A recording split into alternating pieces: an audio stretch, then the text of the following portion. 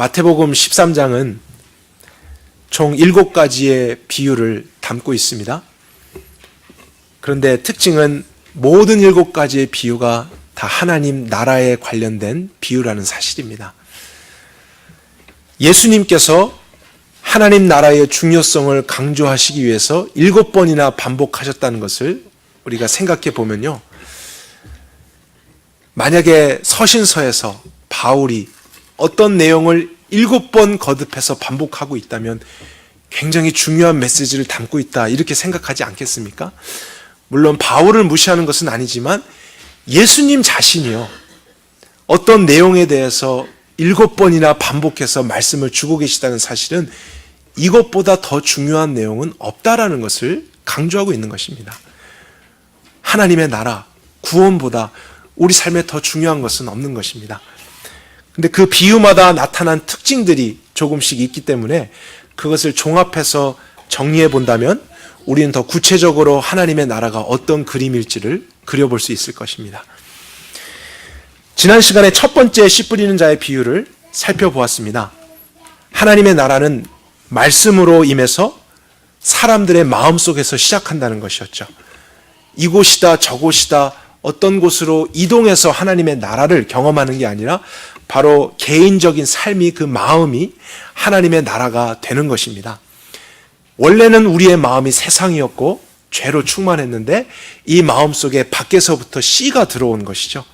그래서 우리의 마음 전체가 하나님의 나라가 되고, 마음이 바뀐다면 생각이 바뀌고 또 행동이 바뀌면서 그의 삶에 열매를 맺게 되는 것이죠. 그러나 만약에 하나님 나라의 말씀이 뿌려지지 않으면 아무리 선한 마음, 착한 마음, 부드러운 마음이 있어도 하나님의 나라를 스스로 경험할 수가 없습니다. 그래서 예수님도 어느 곳을 가든지 항상 강조하신 것이 하나님 나라의 복음이었습니다. 그것을 설명하셨고 가르치셨고, 제자들에게도 다른 사역들을 충분히 할 수 있지만, 더 많이 할 수 있지만 그 말씀을 맡겨주신 것입니다. 그래서 하나님의 말씀을 다니는 곳마다 전파했었죠. 1명에서 12명에서 또 70명에서 예루살렘 교회로 해서 2000년이 지난 오늘 저희들이 있는 곳까지 하나님의 나라는 그렇게 전파되었습니다. 그 생명력과 확장력이 얼마나 대단한 것인지는 저희들이 증인입니다. 그래서 오늘은 하나님 나라의 두 번째 비유를 살펴볼 것입니다. 이 비유에서도 첫 번째와 마찬가지로 씨, 밭, 열매 이런 표현들이 나오기 때문에 신중하게 살펴보지 않으면 첫 번째 비유와 혼동할 수 있습니다. 그리고 자세히 보지 않으면 하나님 나라에 좋은 씨도 있고 가라지가 있다, 이런 내용으로 오해도 할 수 있기 때문에 우리가 다시 한번 비유의 내용 자체를 먼저 자세히 살펴보도록 하겠습니다. 24절로 가보겠습니다. 예수께서 그들 앞에 또 비유를 베풀어 가라사대, 새로운 비유입니다. 하늘나라, 하나님 나라는 좋은 씨를 제 밭에 뿌린 사람과 같다. 그래서 예수님은 분명히 하나님의 나라가 자신의 밭에 좋은 씨를 뿌린 주인과 같다라고 하셨습니다. 그러니까 핵심은 밭 주인에게 있는 것이 아니고 좋은 씨를 뿌렸다에 있다라는 것을 발견하죠. 하나님 나라에는 좋은 씨도 있고 가라지도 있는 것이 아니고 주인은 좋은 씨만 뿌립니다. 그리고 37절 이하의 이 내용을 예수님이 직접 해석해 주셨죠. 밭은 세상이고 좋은 씨는 하나님 나라에 속한 아들들이다. 하나님의 백성들이란 것이죠. 그리고 그 씨를 뿌린 주인이 예수님이었습니다. 하나님의 나라는 개인의 마음에서부터 시작해서 세상이라는 밭에 뿌려진다는 것을 알게 됩니다. 세상 안으로 하나님의 나라가 들어온다라는 거예요. 원래는 세상 밭만 있었는데 거기에 주인이 하나님 나라라고 하는 씨를 뿌리기 시작합니다. 그러면 그 세상에서 자라게 되고 열매를 맺는 것이 하나님의 나라입니다. 만약에 하나님이 그렇게 하지 않으셨다면 세상은 세상인 채로 존재하다가 마지막 심판을 받고 멸망을 당하게 되는 것이죠. 그러나 그곳에 하나님의 나라를 심으셨기 때문에 하나님이 기대하는 것은 이 세상에서, 하나님을 떠난 곳에서 하나님의 통치가 회복되는 것입니다. 그러한 일을 위해서 하나님 나라의 씨앗을 뿌리신다고 하셨죠. 근데 첫 번째 비유와는 달리 이 두 번째 비유에서 하나님의 나라는 말씀에 있지 않고 그 나라에 속한 자녀들에 있었습니다. 그러니까 물론 이제 이 사람들이 첫 번째 비유처럼 먼저는 자기 마음속에서 하나님의 나라를 경험한 사람들일 거예요. 자기의 힘으로 하나님의 나라를 나타내는 것이 아니라 그들 안에 생명이 들어왔기 때문에 이제 그들 자체의 삶이 또 하나의 하나님 나라의 씨앗이 돼서 세상 가운데 심겨지고 뿌려지게 되는 일이 있습니다. 그리고 열매를 맺는 것이죠. 하나님의 나라는, 하나님의 통치는 영적인 것이기 때문에 우리 눈에 가시적으로 보이지 않습니다. 하나님이 통치하신다, 다스리신다, 이것이 보이지 않잖아요. 근데 하나님은 그 나라를 세상에 보일 수 있도록 하셨다는 것입니다. 그것이 그 나라에 속한 사람들의 삶이 하나님의 나라의 통치를 받게 될 때 그렇지 않은 사람들이 하나님의 다스림을 그 사람의 삶을 통해서 엿보게 된다는 것이죠. 그러니까 사람들이 하나님의 나라가 어디 있어? 하나님의 나라가 뭐야? 이렇게 질문하면 여러분은 뭐라고 답변하시겠습니까? 내가 하나님의 나라야. 이렇게 말해야 한다는 거예요. 내 삶에 그 하나님의 통치가 이루어지고 있어. 사실 나도 원래는 세상이었고, 세상이라는 의미는 내 소견에 옳은 대로 살았다는 것이죠. 육신대로 살았던 것입니다. 그러나 하나님이 내 안에 하나님의 나라를 세우셔서 이제 나를 그분의 나라로 이곳에 보내셨어. 심으셨어. 나를 봐. 이제 나는 내 뜻대로 내 마음대로 사는 삶이 아니고 하나님의 통치를 받는 영역이야. 내가 하나님의 나라야. 하나님께서 원하시는 것이 바로 이러한 삶이라는 것이죠. 이 개념이 우리 안에 확립이 되어야 우리는 앞으로 전개되는 말씀을 바르게 이해할 수 있게 됩니다. 하나님의 나라는 마음에서 시작해서 이제 그 사람의 인생으로서 세상 가운데 심겨지는 것입니다. 내가 믿지 않는 가정에 들어가게 될 때요, 그 가정이 나로 인해서 하나님의 나라를 보게 되는 것입니다. 만약에 내가 없을 때는 믿지 않는 가족들, 친척들이 하나님 없이 자기들만의 대화를 나누고 또 그냥 가족 모임이 이루어지겠죠. 친척들이 만나는 곳에서도 육적인 대화들이나 세상적인 일들만이 이루어질 수 있습니다. 그런데 하나님 나라인 내가 그곳에 참여하게 되고 그 모임 가운데 들어가게 되고 그 대화 가운데 들어가게 될 때 나로 인해서 주제가 바뀌는 일이 생깁니다.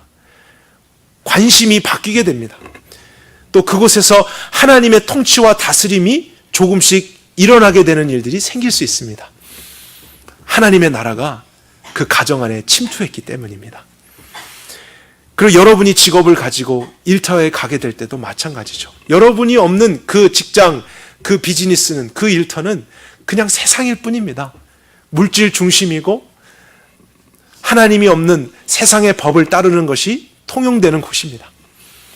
근데 그곳에서 여러분이 하나님 나라가 돼서 그 직장을 가지고 그 사무실에 들어가고 그 사람들과 교제하게 될 때 그들은 여러분을 통해서 다른 나라를, 다른 세상을 보게 되는 거예요. 하나님이 다스리시는 삶을 알게 되고 여러분의 대화와 의견과 생각과 행동을 통해서 하나님이 살아계심을 발견하게 됩니다. 그러면 여러분의 일터에서도 하나님의 나라가 임하게 되는 것이고 확장되는 것이죠. 여러분이 학교에 가게 돼도 마찬가지입니다.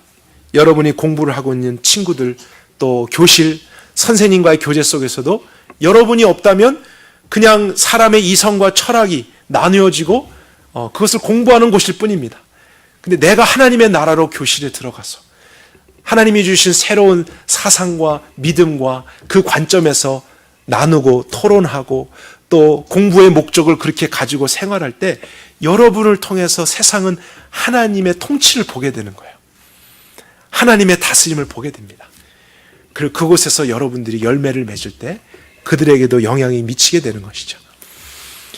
그러니까 하나님의 나라는 팔레스타인 지역에 있는 이스라엘을 의미하는 게 아닙니다. 이 교회라고 하는 건물이 하나님의 나라고 건물 밖이 세상이 아닙니다. 여러분 개인 한 사람 한 사람이 하나님의 나라라고요. 여러분이 움직이시는 모든 곳이 하나님의 나라가 되는 것입니다. 그곳에서 하나님의 나라, 그분의 통치의 영역이 확장되어져 가는 것이죠. 그래서 하나님의 나라는 주인에 의해서 세상에 심겨진다고 했습니다. 우리가 하나님 나라의 씨앗으로 뿌려지는 것이죠. 근데 이렇게 생각한다면 우리의 믿음에 큰 변화가 필요합니다. 참 그리스도인들은 나의 삶이, 나의 인생이 주인의 손에 맡겨져서 그분이 뿌리고 싶은 데에 뿌려지는 것이고 그분이 심고 싶은 곳에 심겨지는 것이다. 또 그곳에서 나는 자라서 열매를 맺는 것이다. 이런 가치관을 가지고 사는 것이 마땅합니다. 그것이 하나님의 나라의 마음을 가진 정상적인 태도입니다. 근데 많은 경우에는요, 그리스도인들이 자기가 하고 싶은 것과 자기가 가고 싶은 것을 미리 어느 정도 다 결정해 놓고 하나님 길을 열어주십시오. 도와주십시오. 이렇게 태도를 가질 때가 있다는 거예요. 그러나 우리가 오늘 이 비유의 그림을 한번 상상해 볼 필요가 있습니다. 어떤 주인이 씨를 가지고 밭을 보면서 뿌리지 않겠습니까? 주인 마음대로 뿌리는 것입니다. 빈 곳이 있으면 그곳에 더 뿌리고, 가장자리에서부터 가운데 뿌리고, 햇빛이 잘 드는 데만 뿌리는 게 아니고 좀 덜 드는 곳도 뿌리고, 주인의 목적에 따라서 씨는 뿌려지는 것이죠. 그의 의사에 따라서 결정되는 게 아닙니다.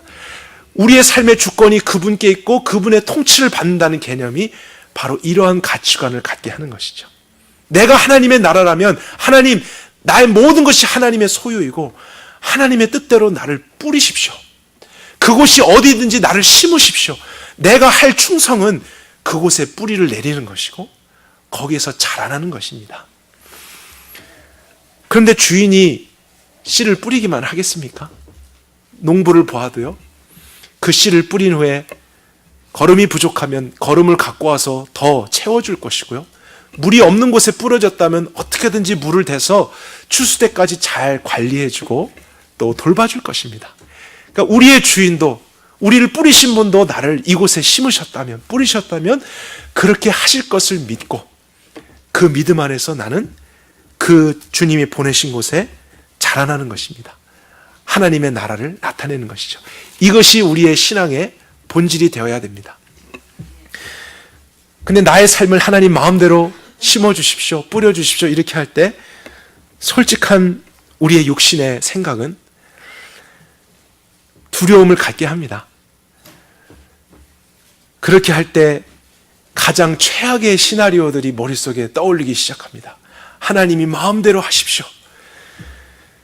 갑자기 나에게 하고 싶은 공부를 하지 못하게 하면서 하기 싫은 것을 시키실까 봐 두려운 마음도 들기도 하고, 하나님이 원하시는 곳에 나를 뿌리십시오 라고 했을 때 나는 미국이 지금 여기가 너무 좋은데 갑자기 아프리카로 보내실까 봐 두려운 마음 가운데 그렇게 말하지 못하는 경우도 있을 수 있고요.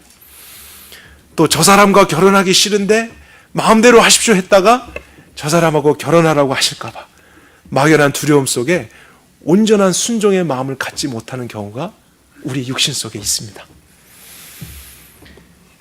그래서 결국에는 하나님의 나라가 아닌 나의 나라를 세워가면서 나의 결정을 따라서 살게 되는 것이 우리의 실패일 수 있다는 거예요.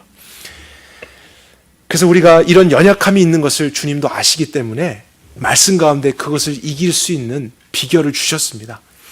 오늘 이 비유를 해석해 주셨던 그 부분에서 우리가 한번 말씀을 살펴보겠습니다. 43절, 42절부터 살펴볼까요? 풀무불에 던져 넣으리니 거기서 울며 이를 갈미 있으리라. 이제 가라지들은 마지막에 그렇게 하신다고 하시고 그때에 의인들은 자기 아버지의 나라에서 해와 같이 빛나리라. 의인들이라고 하는 것이 앞에서 비유하신 좋은 씨들이고 하나님 나라의 백성들이죠. 그런데 예수님은 그 하나님 나라에 속한 자들을 하나님의 종으로만 표현하시지 않고 아버지의 자녀들이다 이렇게 말씀하셨어요. 그들이 아버지의 나라의 삶을 살아가면서 이 땅 가운데서 심겨지고 뿌려지고 자라게 될 것이다. 그러니까 하나님과 이런 관계가 있다라는 것을 예수님이 말씀하신 데는 중요한 이유가 있습니다. 저희가 처음 생각했듯이 우리의 연약한 생각들이 하나님의 주권을 온전히 믿고 순종하는 것을 방해할 수가 있기 때문이죠. 근데 어떤 육신의 부모도요, 자녀를 일부러 악하게 이용하려고 어려운 길로만 보내는 부모는 없습니다. 하물며 하늘에 계신 그 아버지는 완전하시고 선하신 분이시기 때문에 예수님의 핏값을 주고 사신 그 자녀들을 일부러 힘들게 하시려고 아무렇게나 하실 리가 없습니다. 우리에게 이 관계를 생각해야 한다는 것입니다. 우리가 반드시 가져야 할 자세는 주님, 나의 인생 다 주님의 것이고 주님이 통치하시는 나라이니 주님의 뜻대로 심어주십시오. 뿌려주십시오. 그곳이 나의 부르심입니다. 그러나 그때 일어나는 육신의 생각, 잘못된 감정들을 하나님은 그러나 선하신 아버지이시니 자녀를 돌보시고 분명히 가장 온전한 길로 인도하실 것을 나는 신뢰합니다. 이런 마음에서 우리는 그러한 가치관을 계속 지켜갈 수 있다는 사실이죠. 마태복음 7장 11절, 너희가 악한 자라도 좋은 것을 자식에게 줄 알거든 하물며 하늘에 계신 너희 아버지께서 구하는 자에게 좋은 것으로 주시지 않겠느냐. 육신의 아버지도 자기의 자녀들에게는 좋은 것을 생각합니다. 그래서 하늘의 아버지, 우리를 마음대로 하십시오 했을 때 우리를 아무렇게나 하시는 것 아닙니다. 그분의 가장 선하신 뜻 안에서 그분의 계획 가운데 인도하시되 그것이 우리에게 가장 좋은 것이 될 수 있도록 하실 것입니다. 그래서 우리가 하나님이 심고 싶으신 곳에 나를 심어주십시오라고 고백할 때 하나님의 선하심을 의심하지 마시길 바랍니다. 자녀에게 좋은 것 주길 원하는 아버지의 마음이 나를 지금 이곳에 보내셨구나. 나에게 지금 이 일을 맡겨주셨구나. 하나님의 변치 않는 성품을 계속 생각하시면서요, 아버지의 사랑으로 그런 거짓된 육신의 두려움을 꼭 이기실 수 있길 바랍니다. 여러분이 하나님의 나라입니다. 우리 25절 이하의 말씀도 계속해서 살펴봅니다. 사람들이 잘 때에 그 원수가 와서 곡식 가운데 가라지를 뿌리고 갔더니 싹이 나고 결실할 때에 비로소 가라지도 또한 보이거늘 집 주인의 종들이 와서 말하기를 주여 밭에 좋은 씨를 심지 아니하였나이까. 그럼 이 가라지가 어디서 생겼습니까? 39절에 예수님이 이 비유에 대한 해석을 또 풀어주셨죠. 원수는 마귀라고 하셨습니다. 그리고 그가 뿌린 가라지는 마귀에게 속한 아들들입니다. 그 뜻은 하나님의 다스림을 받지 않는 사람들이라는 뜻입니다. 자기의 생각대로 살아가는 사람들, 세상의 가치관을 따르는 사람들입니다. 그런데 하나님께서 밭에 하나님 나라의 씨앗, 하나님의 자녀들을 뿌린 곳에 마귀도 자기에게 속한 사람들을 같이 덧뿌린다는 것을 말씀하십니다. 그래서 우리가 깨달아야 하는 사실이 있는 것이죠. 우리의 인생이, 우리의 삶이 하나님의 나라로 세상 가운데 심겨지면 그곳에서 뿌리를 내리고 자라야 하는데 갑자기 그런 일을 하려고 할 때 이해할 수 없는 일들이 우리 눈앞에 나타나게 된다는 사실이에요. 이해할 수 없는 사람들을 또 만나게 된다라는 사실입니다. 하나님 나라를 방해하기 위해서 사단도 열심히 일하고 있기 때문입니다. 율법적으로는요, 이스라엘 백성들은 밭에 씨를 뿌릴 때 다른 씨를 섞어 뿌리지 못하도록 하셨습니다. 바로 그것이 거룩함, 구별됨을 가르치기 위한 또 하나의 교훈이었는데 사단이 하는 일은 무엇이냐면 좋은 씨만 뿌리신 곳에 다른 나쁜 씨를, 자기에 속한 자녀들을 덧뿌려서 함께 자라게 하는 것입니다. 근데 이런 일을 보고 이제 종들이 주인에게 질문하죠. 우리가 가서 이 가라지들을 뽑기를 원하십니까? 그런데 주인이 가만히 두어라. 가라지를 뽑다가 알곡까지 뽑을까 하노라. 둘 다 추수 때까지 함께 자라게 두어라.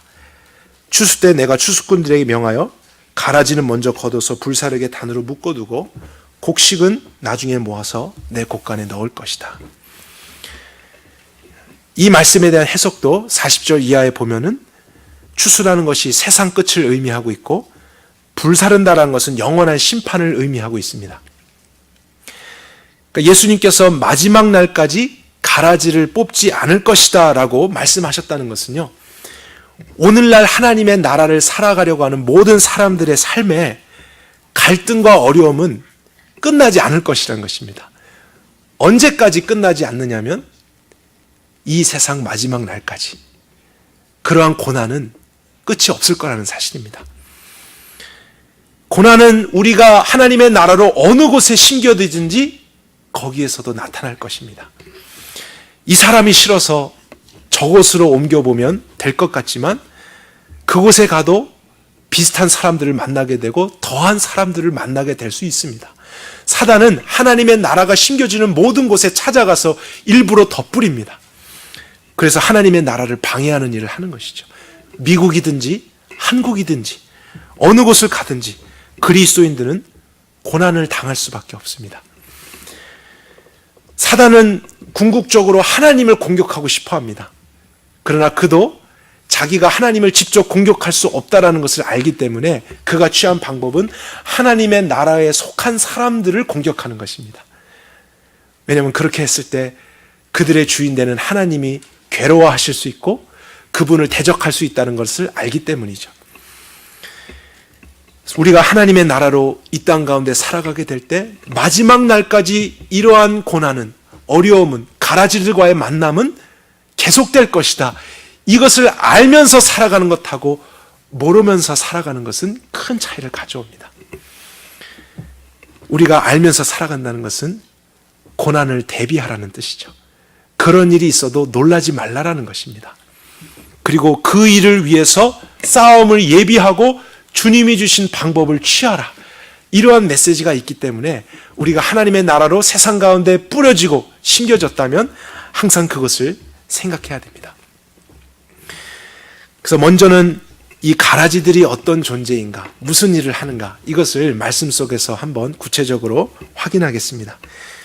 오늘 비유를 풀어주신 9절, 40절, 42절 마지막 부분을 보면서 그것을 살펴보겠습니다. 그런즉 가라지를 거두어 불에 사르는 것 같이 이 세상 끝에도 그러하리라. 인자가 그의 천사들을 보내리니 저희가 그 나라에서 모든 넘어지게 하는 것과 또 불법 행하는 자들을 거두어내서 풀무불에 던져 넣을 것이다. 여기에서 그 나라에서 모든 넘어지게 하는 것과 불법을 행하는 자들, 이것이 바로 가라지를 예수님께서 설명해 주신 부분입니다. 그들을 모아서 풀무불에 던져 넣을 것이다. 가라지를 그렇게 하는 것처럼 바로 이들이 하나님의 나라를 대적하는 그런 모형이 된다는 사실이죠. 하나님의 나라에 속한 사람들을 넘어지게 하는 일, 불법을 행하는 사람들의 활동, 이 두 가지를 말씀하셨는데 우리가 하나님 나라에 대한 말씀을 살펴보고 있지 않습니까? 네, 마태복음에 보면은 그 안에서 일관적인 메시지를 가지고 이러한 특징들을 계속해서 반복적으로 전해주고 있는 것을 발견하게 됩니다. 5장에서 7장까지도 그러하고 10장에 제자들을 파송하시면서 하나님 나라의 복음을 전할 때도 마찬가지였고요. 또 오늘 두 번째 비유를 살펴보고 있지만 첫 번째 비유에서도 이 가라지와 비슷한 특징을 가진 것들이 동일하게 등장하고 있습니다. 그래서 그런 것을 한꺼번에 모아서 정리를 하면 두 가지로 나눠볼 수 있습니다. 하나님 나라에 속한 사람들을 넘어지게 하는 것, 첫 번째는 핍박과 환난입니다. 마태복음 5장 11절에서 12절, 10장 28절, 또 첫 번째 비유에서 돌밭에 비유하신 말씀, 그것이 바로 핍박 때문에 하나님의 나라를 포기하게 되는 경우입니다.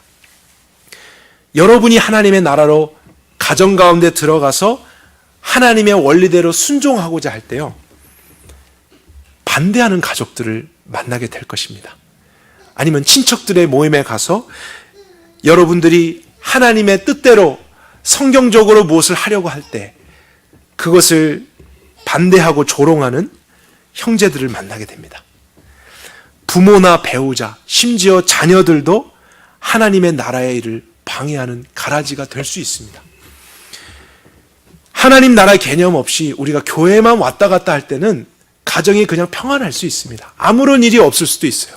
그러나 그 개념에서 넘어서서 내가 교회 안에 건물에서만이 아니라 하나님의 나라로서 하나님이 보내시는 곳에서도 그 나라가 자라나는 것이다.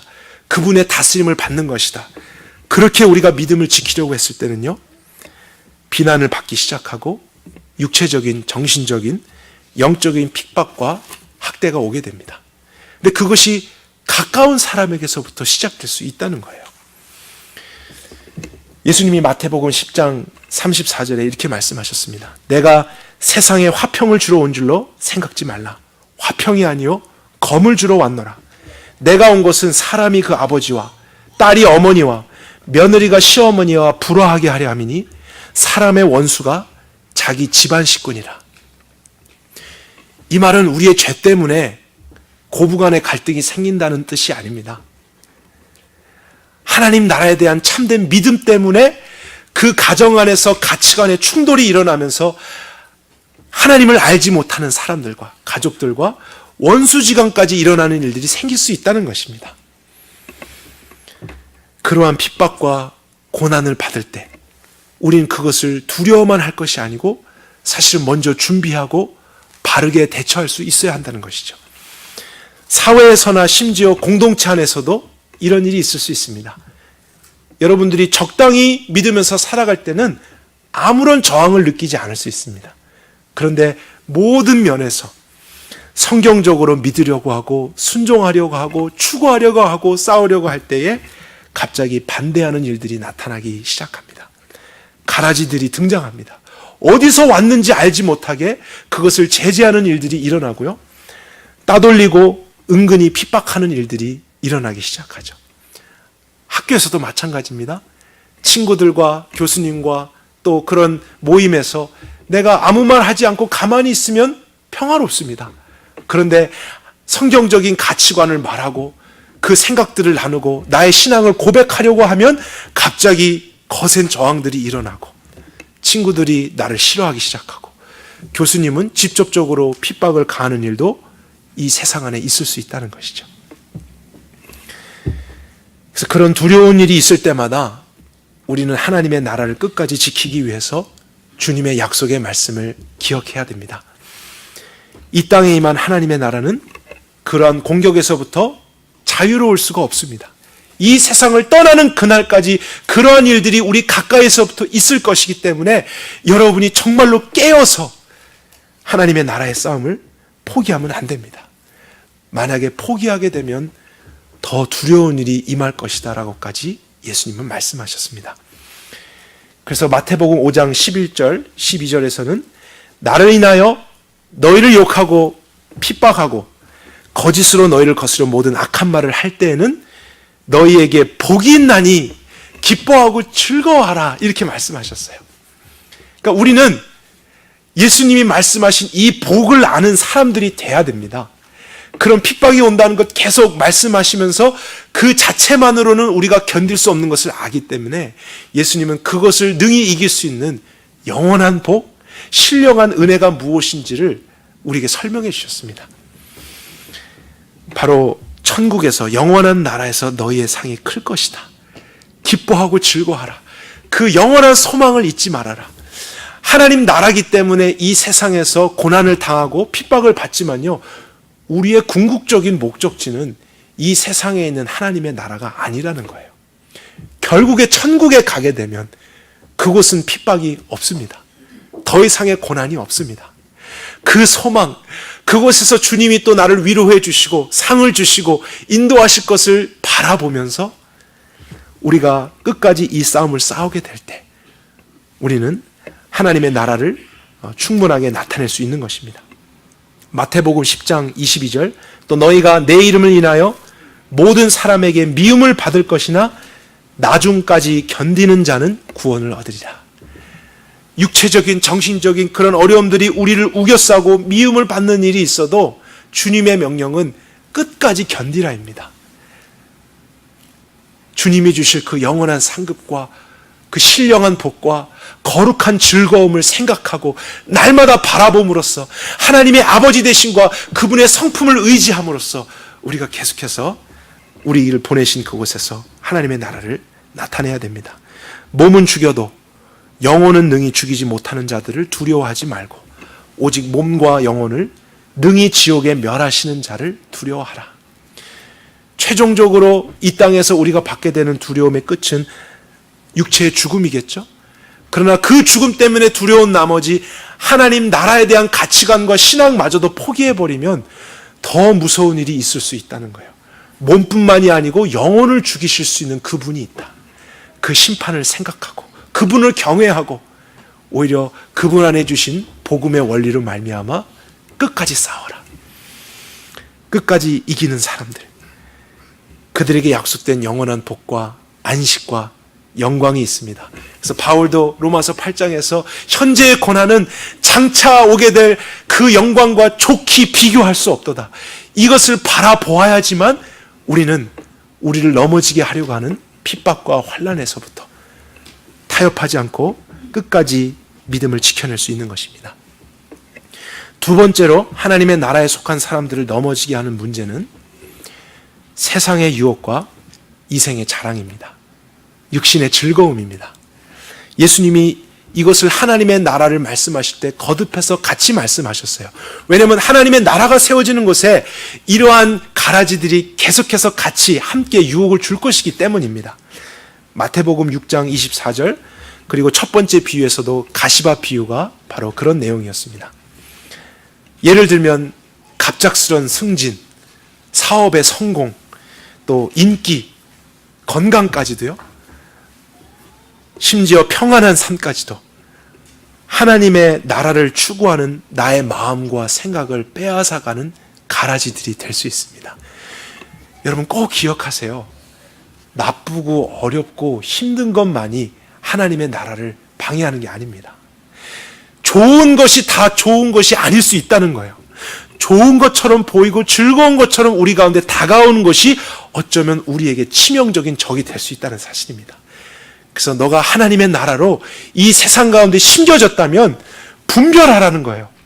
이것이 정말 하나님이 주시는 즐거움인지 유익이 되는 것인지 아니면 또다시 우리에게 유혹을 하며 우리의 육신을 자극해서 결국에는 우리의 마음을 흩트게 하고 하나님의 나라에 집중을 하지 못하게 하는 방해인지 그것을 우리는 꼭 생각할 수 있어야 됩니다. 그래서 많은 경건한 선배들은 핍박과 고난보다 풍요와 평안이 믿음의 더 큰 적이라고 가르쳐 왔습니다. 어쩌면 저희들도 미국 땅에서 그런 것들을 현실적으로 느끼고 있는지 모르겠어요. 어려움이 있는 그런 지역에 있는 사람들보다 더 자유롭고 풍요로운 곳인데 오히려 말씀대로 살기가 더 어려운, 너무나 우리를 유혹할 거리들이 많고 또 즐거움들이 많고 평안한 환경이 있을 때 더 기도하지 않고요, 더 간절하게 추구하지 않는 일들이 일어날 수 있다는 거예요. 오히려 이런 미국 땅에서 하나님의 나라가 더 쇠약해질 수 있다는 것이 예수님의 말씀입니다. 예전에 제가 선교 여행차 터키를 방문한 적이 있었습니다. 이슬람을 알고 싶어서 특별하게 선택했던 지역이었습니다. 제 안에 이슬람이나 무슬림들을 생각하면 늘 두렵고 겁이 났고 다가가기가 어려운 존재였기 때문에 그들을 먼저 이해해보고 싶어서 그곳에 갔는데 막상 갔다 오고 나서 많은 생각을 하게 됐습니다. 왜냐하면 제 생각과 저의 경험이 많이 달랐기 때문이었습니다. 물론 모든 사람들을 만나고 모든 곳을 다 다녀본 것은 아니지만요, 그 기간 동안에 저는 너무나 친절한 사람들을 만났고 굉장히 큰 호의를 받았습니다. 그리고 분위기가 너무 평안했습니다. 심지어 유명한 관광지가 많다라는 것을 그곳에 가서야 알게 됐습니다. 그래서 제 평생 눈으로 본 가장 아름다운 경치가 지금 터키에 다 있습니다. 그래서 또 가고 싶은 곳으로 늘 추억되고 있는 것이 터키였는데, 그곳에서 제가 한 선교단체 대표 선교사님을 만나서 이야기를 나눌 시간이 있었어요. 근데 그분이 저에게 이런 말씀을 하시더라고요. 우리 단체에서 위험한 중동 지역으로 선교사를 보낼 때는 아무나 보냅니다. 물론 이제 아무나라는 것이 진짜 아무나는 아니겠죠. 어떤 의도로 말씀하시는지 여러분들이 이해하시길 바랍니다. 그래서 그런 척박한 지역에 가면 기도하지 않을 수 없고 하나님을 의지하지 않을 수 없기 때문에 그냥 보냅니다. 그런데 이 터키 지역으로 우리가 선교사를 보낸다고 할 때는 가장 신실한 사람을 보냅니다. 가장 경건하고 훈련된 사람, 준비된 사람을 우리는 파송합니다. 왜냐하면 이곳이 너무 풍요롭고 살기가 좋기 때문입니다. 그런 말씀을 나눠주실 때 제가 참 많은 생각을 했어요. 근데 제가 경험한 그 내용을 따라서 보니까 그것이 어쩌면 맞을 수 있겠다라는 생각을 했습니다. 우리 사람은 극심한 환경이나 어려움을 만나면 오히려 더 반대로 하나님을 의지하게 되고 바른 생각을 하게 될 때가 있습니다. 그런데 풍요롭고 잘되고 편안할 때 마음은 느슨해지고요. 터키에 주님이 심으셔서 하나님의 나라로 갔는데 그곳의 경치와 문화와 사람들을 만나면서 왜 왔는지 목적을 잃어버리고 그냥 관광을 하게 되는 일이 있을 수도 있다는 사실이에요. 그래서 정말로 깨어있고 경건하고 어느 자리든지 신실함으로써 기도하고 주님의 나라를 위해서 충성할 사람들이 그곳에 심겨지게 될 때 그들은 그러한 유혹이 가라지로 찾아와도 견디면서 하나님의 나라의 열매를 맺을 수 있는 것입니다. 사단은 어떻게 해서든지 수단과 방법을 가리지 않고 저와 여러분을 넘어지게 만들려고 할 것입니다. 핍박이든지 어려움이든지 유혹이든지 즐거움이든지 그는 궁극적으로 우리를 넘어지게 함으로써 하나님을 대적하려고 할 것입니다. 그래서 예수님도 이러한 우리의 공격을 알기 때문에 많은 곳에서 미리 하나님의 나라와 함께 말씀을 주셨습니다. 이러한 가라지들을 분별하고 계속해서 싸우라고 명령하셨습니다. 마태복음 6장 19절 너희를 위하여 보물을 땅에 쌓아두지 말라. 거기는 좀과 동록이 해하며 도적이 구멍을 뚫고 도적질하느니라. 오직 너희를 위하여 보물을 저 하늘 영원한 곳에만 쌓아두어라. 하나님과 재물을 겸하여 섬기지 못하느니라. 그리고 오늘 우리가 교동문에서 읽었던 내용도 마태복음 6장에 있는 내용 아니겠습니까? 하나님의 나라를 설명해 주시면서 말씀하신 내용입니다. 무엇을 먹을까, 마실까, 입을까 염려하지 말라. 그런 세상에 대한 어떤 즐거움이나 필요, 우리의 육신의 생각들이 가라지가 될 수 있기 때문입니다. 사람들이 그런 모습으로 접근해서 우리의 경건함과 우리의 집중되고 있는 생각을 빼앗아갈 수 있기 때문입니다. 그래서 결론적으로 주신 말씀이 너희는 먼저 오직 하나님의 나라와 그분의 의만을 추구하라. 그리하면 모든 것을 더해 주시리라. 꼭 기억하십시오. 좋은 것이 다 좋은 것이 아닐 수 있습니다. 성경적으로 모든 것을 분별해서 우리가 어떠한 상황이든지 하나님의 진리의 편에만 설 수 있도록 우리의 삶을 살피고 우리를 심으신 곳에서 더 깊이 뿌리를 내리며 온전하게 자라야 할 줄로 믿습니다. 마지막으로 하나님의 나라를 대항하는 가라지, 불법을 행하는 자들, 주님이 말씀하신 그 내용을 살펴보겠습니다. 41절에 그렇게 말씀하신 것이죠. 저희가 살펴본 두 가지가 모든 넘어지게 하는 것, 이 부분이었고 또 하나의 종류는 불법을 행하는 자들입니다. 근데 예수님께서 하나님의 나라의 메시지를 담고 있는 마태복음 7장에서도 비슷한 말씀을 주셨습니다. 그날에 많은 사람이 나더러 이르되 주여 주여 우리가 주의 이름으로 선지자 노릇하며 주의 이름으로 귀신을 쫓아내며 주의 이름으로 많은 권능을 행치 아니하였나이까. 그때 내가 저에게 밝히 말하되 내가 너희를 도무지 알지 못하니 불법을 행하는 자들아 내게서 떠나가라.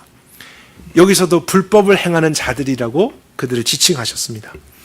그들은 어떤 사람들이라면 열심과 능력이 있기 때문에 하나님 나라에 속한 사람들인 것처럼 보이는 자들입니다.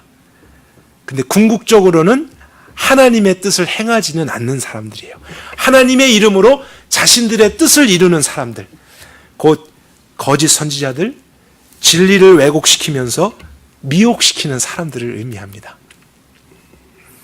저와 여러분이 진리에 별 관심을 갖지 않고 하나님의 나라를 오늘 나의 삶의 현장에서 추구해야 된다, 그분의 다스림을 받아야 된다, 이런 가치관으로 살아가게 되면은 오히려 이러한 불법을 행하는 사람들의 접근을 경험하게 됩니다. 그러나 관심이 없으면 아무런 일이 일어나지 않을 수도 있어요. 그래서 우리를 가르치려고 합니다. 또 우리에게 다른 사상과 이해들을 넣어주려고 하고 영향을 주려고 합니다. 근데 우리가 더 바르게 지식 안에서, 진리 안에서 굳건하게 서 있지 않으면 그럴듯한 내용들과 그들의 현상들을 보면서 우리는 미혹을 당할 수 있다는 사실이죠. 그래서 한번 진리를 바르게 알았다고 해서 진리를 아는 활동을 멈춰서는 안 됩니다. 저와 여러분은 언제까지 진리를 아는 것에서 자라가야 할까요? 박사학위를 받을 때까지인가요? 아니면 한 60대까지면 되겠습니까? 가라지가 언제까지 함께 존재한다고요? 이 세상 마지막 날까지이기 때문에 우리는 진리를 바르게 알아가는 활동, 우리의 배움이나 가르침이나 함께 나누는 것을 이 세상 마지막 날까지 계속해야 됩니다. 그러지 않으면 선줄로 알거든 넘어질까 조심하라 하는 이 말씀을 알지 못한 채 어느샌가 내가 넘어져 있는 거예요. 비슷한 사람들과 섞여서 결국에는 가라지와 같이 되게 되는 그런 현상들이 마지막 때에 있을 것이라고 예수님이 계속 말씀하셨습니다. 그런 일들이 정말로 오늘날 저와 여러분의 삶의 현장에 있기 때문입니다. 우리는 그래서 혼자만이 아니라 또 함께 이 믿음을 추구해 가려고 해야 됩니다. 나 혼자 잘 믿는 것 없습니다. 어떤 사람이든지 혼자 있게 되면 치우칠 수 있고 영향을 받을 수 있습니다. 그래서 우리가 이러한 바른 진리 안에서 함께 공동체로 세워져서 서로의 신앙을 도와주고 빛을 비춰줘야 됩니다. 함께 나누고 함께 기도하고 함께 서로에게 책망할 것이 있으면 책망하고 책망받을 것이 있으면 책망을 받으면서 거룩함으로 지어져 가는 것이 우리의 역할입니다. 우린 서로가 너무나 필요한 존재들입니다.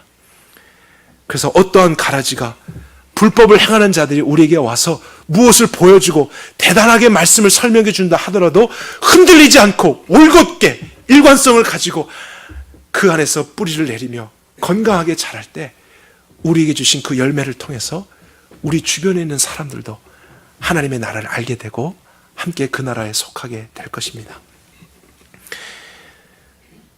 주님이 여러분을 심으신 그곳에 하나님의 나라로 더 영광스럽게 아름답게 자라가십시오. 여러분이 뿌려지고 싶은 곳 미리 찾아보지 마십시오. 여러분이 가고 싶은 곳 선택해 놓고 주님의 뜻만을 구하지 마십시오. 그분께 맡기십시오. 어떤 분이 이런 예화까지 말씀하시더라고요. 저는 웃으면서 들었는데 참 재미있다 하면서도 깊은 메시지가 있다라고 들었습니다. 우리가 목욕탕 같은 데 갈 때 거기에 이런 구절이 써 있죠. 맡기지 않은 물건은 책임지지 않습니다. 그러면서 그 목사님이 하시는 말씀이 내가 하나님께 나의 인생을 맡기지 않아 놓고서는 책임만 지라고 하는 것이 우리의 모습이 아니겠습니까? 정말 그분이 주인입니까? 정말 그분이 여러분을 다스립니까? 그러면 그분이 책임지십니다. 이 믿음 속에서 살아가는 사람들이 그리스도인입니다. 그분의 선하심을 알고 아버지께서 자녀를 돌보심을 알고 그분의 뜻대로 나를 뿌리십시오. 나를 심어주십시오. 그곳에서 나는 자라겠습니다. 그리고 그럴 때 어떠한 가라지가 온다 하더라도 나는 주님이 주신 복음의 능력 안에서 계속해서 견디며 주님과 함께 동행할 것입니다. 그러한 확신을 가지고 우리가 자라나게 될 때 또 어떠한 유혹과 즐거움이 있어도 거룩한 기쁨과 만족 때문에 우리가 계속해서 살아가게 될 때 이 세상은 여러분 때문에 하나님의 나라를 맛보게 될 것입니다. 여러분의 가정 안에 여러분으로 말미암아 하나님의 나라가 확장될 것입니다. 여러분 때문에 여러분의 일터와 여러분의 속한 공동체와 이 지역 사회 안에도 하나님께서 그렇게 바꾸어 가실 것입니다. 오늘도 우리의 삶의 주인 되시고 통치하시는 그 하나님께 감사와 찬송과 영광을 올려드리십시다. 함께 기도하겠습니다.